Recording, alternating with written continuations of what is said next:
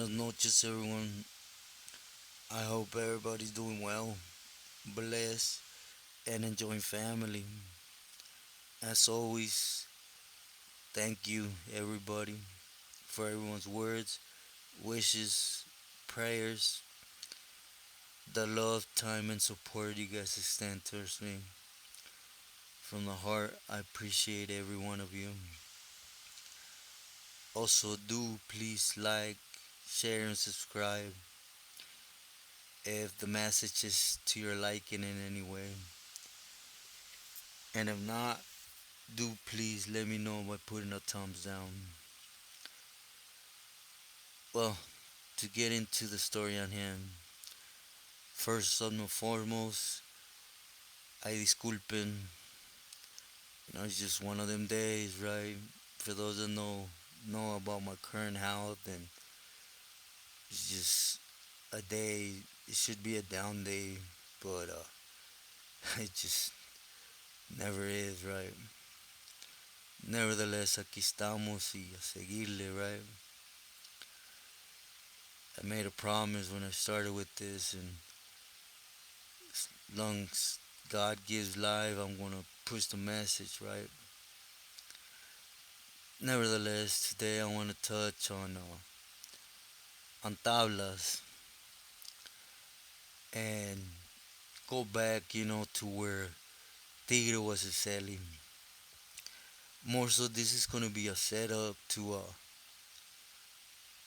the video for tomorrow, which I will get to answering for those that have been asking me for some reason, like today, a lot to speak about the current situation with Turi, Tigre, Wino, Guate, and basically all those that refuse to accept they win. There's no coming back for them, right? And for that one that did come back, what do I know or what I've heard, and in that sense, right? First and foremost, let me put a foundation for it, right? I want everybody to understand the length of Tigre. Tigre wasn't just a big politicker. He was really about his business, right? Other carnales, they feared him. We could sit here and say, oh, fear's a strong word, okay, but they feared him. I heard it from a lot of camaradas, more so, because, Pilis ain't gonna express it. They ain't gonna express like that about a carnal, but more so tip around the fact that he had tablas when they were selling, so not gonna say punk, but real mellow, right? To the point where,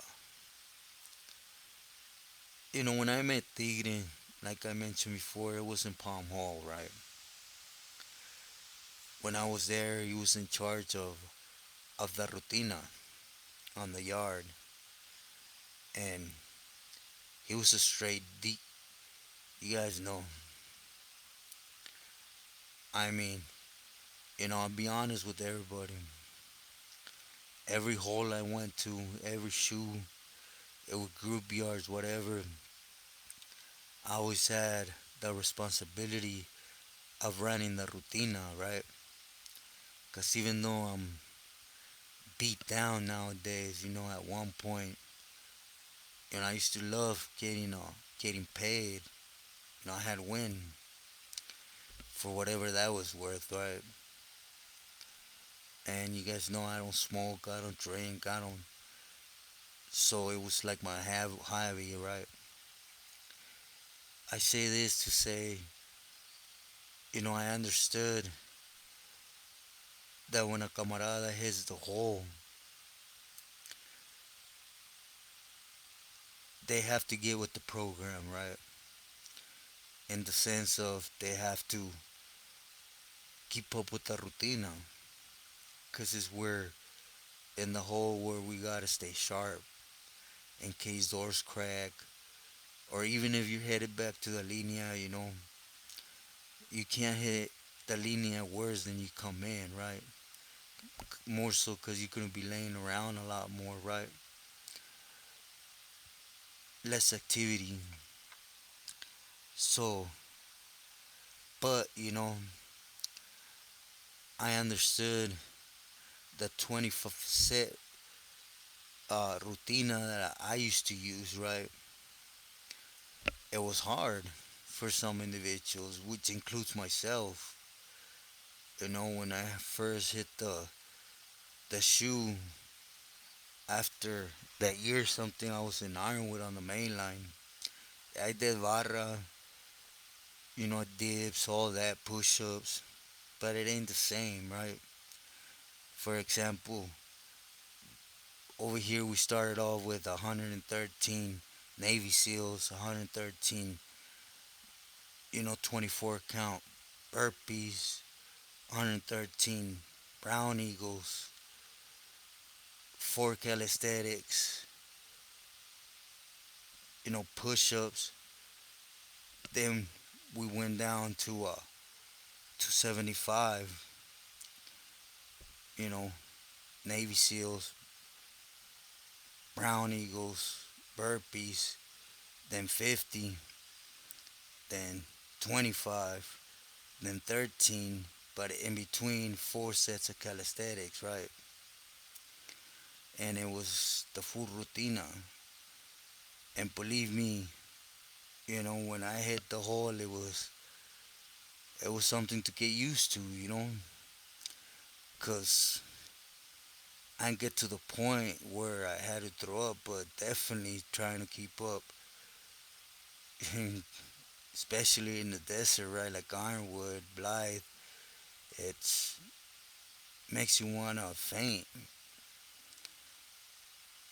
But we understood, I was still young and wet, right? So I didn't take that long to get used to it. Then later on, the responsibilities came, holding the yard, calling the rutina, me and Little Bullet, and we had some guys that love rutina, right, on the yard. But sometimes we had people that were on the line slamming or whatever they were doing out there, right? It wasn't of a concern. People were good. You're a good camarada. Try to keep up, You have 2 weeks, you know. If you can't keep up, run in place, but don't just stand there, Just don't win yourself to the point where you can't run in place. Just stay motivated. We also understood the age and other factors. Tigre wasn't like that. He gave you 2 yards. By the third one, supposed to keep up. And his wasn't like a hour routine. Like you could say the one I did, we knocked it off in an hour, right? Went about our business, however it may be, right? Tigre basically, if we had appeals, messages, whatever we had to extend to another pili on the yard or camaradas in different spots, that was for the end. We would work out we would work out the almost the 4 hours of the yard, and he would give us 10, 15 minutes, and you know, to get things to where they needed to go. Shake bites us, pay our respects, and split, right? He didn't care if you had a handicap, if you were old, if you were coming in from, especially if you were coming in malillas from using Castigre. He was really against that, right? If you weren't a machine by the third time you were out there and you still had to run in plays, whatever, you were gonna get coscorrones, right? And then you're gonna be removed. from the program. You just can't keep up with the program. To him, it was enough time, you know.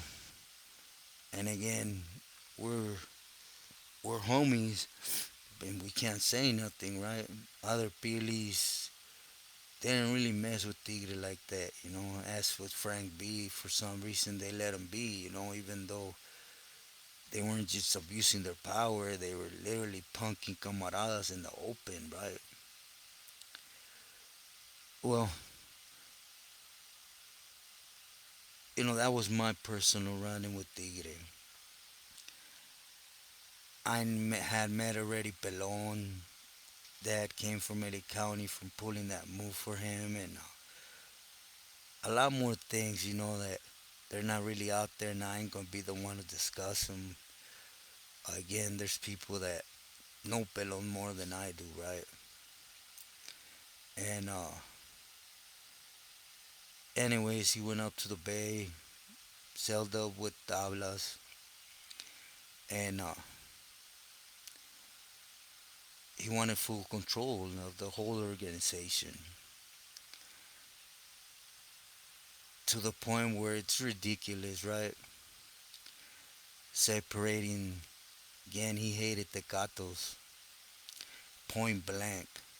He felt they were a dead weight, taking spot, and that included members, right? All them older vatos that were there too, he felt they shouldn't be there no more. At least he wasn't pushing for a removal the hard way. He was pushing for a retirement, period, right? Allow them to do their thing, just take the power from them. So he set up the three divisions. That's what he wanted to call it, right? Which was the crew from that would be Mano Negra, EME, and Mariposa. I would be lying to you if I told you the proper step, you know, which one would be which one and which one would be which one. Regardless, it was a three. You try to put a difference between each label, right? And not only spoke about it, he literally started acting on it by politicking and washing up other members. I do understand at the time his angle, right? He felt that Emmett had too many funny stuff, which in reality, if you sit and think, it did, you know. The C&D dilemma, you know, the power struggle between Tupi Hernandez, Topo, faction, and then Cuate and his faction, you know, with Stomp and them. And then you had the mellow ones that didn't want nothing to do with nothing that somehow, some way always got into in the mix, right? And they had to pick a side. Well, anyways, it came a point where it became too much, right? To say the least. A lot of things happened, but again, I don't want to hold you guys too long, you know. It's when, you know, the deciding factor came from his own homeboys. I'll just say that. Because he was more strict with them than anybody, right? Which we're talking about all the other Baileys from Avenues, you know. And basically, it got old, and the one that did that cuetazo, as you know, was Chato, right, from Maravilla. He booked him, and it basically was it for him. But you know, too much pride, and he still has hopes of coming back, right? Which again, this is just a setup for that episode. You know, in that program they were in, him and Tootie, excuse me, they were never mixed in together. It was an error that Tigre got the upper hand. So that's not the reason why. duty came back, which I will touch on. The point of the story is, just recently there's a vato from Avenues that's gonna get out. Drifter, right? There's no need to put state, feds, or from where. Regardless, he's a camarada, but he has a lot of juice, right? Especially because in state, after Tigres, he sailed up with Tablas, and Tablas went on a crusade to cover his tracks. You see, a lot of people think Tablas is a dumb Billy, right? But he's a smart individual. For a long time, he was in the loop due to being Tigre Selly and the actions that were put out from both of them. Babo kept them afloat. When he set up with Drifter, he sent Drifter on a mission. Tigre had a lot of homies that were faithful to him from his neighborhood. And Drifter, being from Avenues, he basically heard around. Those that knew about the three dilemmas or three definitions of the division Tigre wanted to do with Tablas in them, they were politicking against and removing them, not even giving them a chance to speak their mind. You see it, if we speak facts, that's how it is. If it comes down the grapevine from a Pili or from someone with power, let's say you're kicking it with your homeboy on the streets right now, tough, and later that night you get home, you receive a message from a Pili or from someone you know that's up there from your neighborhood, and it tells you, hey, this dude you were ace deucing it with, that fool did this and that, and tells you he's trash. By you reading this, you got the responsibility to take action ASAP. You see, I fall in that category. I never question it. Next time I see homeboy, I'll knock his head off. But why? That's not my business to let you know why. You know, everybody knows what they do, even though at times, most of the time, it's lies, right? To cover tracks.